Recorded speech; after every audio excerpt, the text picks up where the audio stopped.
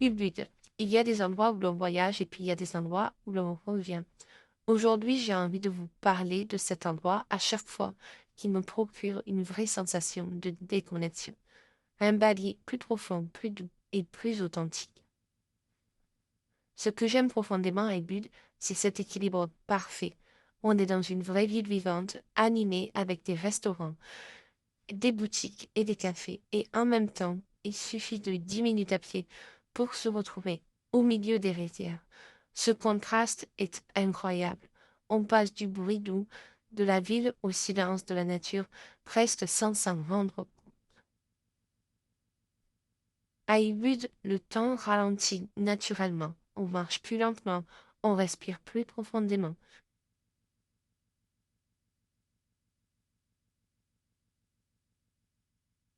La nature est là, omniprésente, les rizières, la végétation.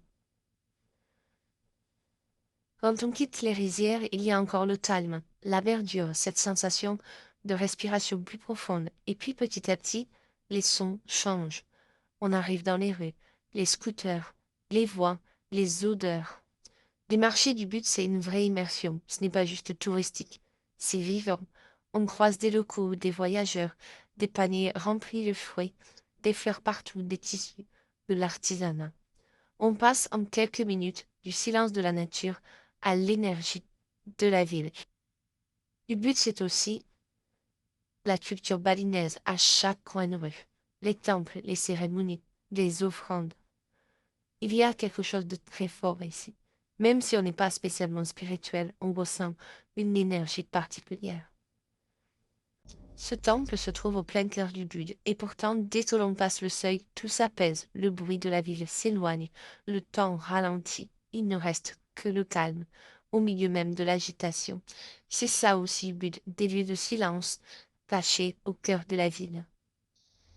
Les pierres sculptées, les fleurs et les offrandes, chaque détail semble avoir été posé avec intention. Parfois une cérémonie se prépare. Les gestes sont lents, précis et presque silencieux. La ville est juste là, tout autour, mais ici, le temps suspend son cours. À Ubud, les matins ont quelque chose de particulier. Puis on part marcher, sans vraiment de plan, juste avec l'envie de trouver un restaurant. Les chemins nous mènent vers le Camp One. La nature est encore fraîche, la lumière est douce. Chaque matin devient une petite aventure. Trouver un endroit où on s'arrête, simplement, parce que c'est beau, en profitant de la vue. Ubud, même le petit déjeuner ou le déjeuner, fait partie du voyage.